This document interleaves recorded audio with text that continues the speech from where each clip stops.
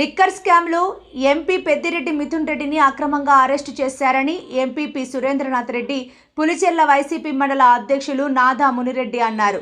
చిత్తూరు జిల్లా పులిచెర్ల మండలం మతుకువారిపల్లి శ్రీ ఆంజనేయ స్వామి ఆలయంలో ఎంపీ మిథున్ రెడ్డి త్వరగా అక్రమ నిర్బంధం నుంచి బయటకు రావాలని కోరుతూ వైసీపీ నాయకులు కార్యకర్తలు పూజలు చేసి కొబ్బరికాయలు కొట్టారు.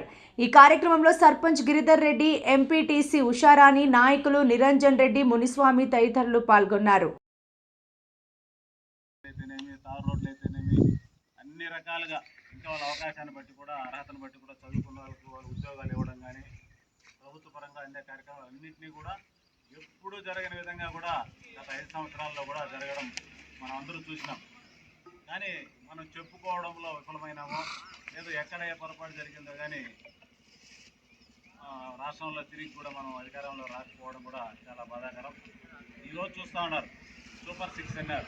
సూపర్ 6 ఇచ్చినారా? అన్నీ ఇవ్వలేదు. ఏదో కూర వేస్తారు, ఒకటి చేస్తారు, కావాలైతే రూపాయి వల్ల పంపిణీ చేస్తారు. కాబట్టి అందరూ కూడా ఏవైతే ఈ సూపర్ 6 అయిన మోసాలను ప్రజలకు వివరిస్తూ ఇంకా 143 హామీలు ఇచ్చినాడు.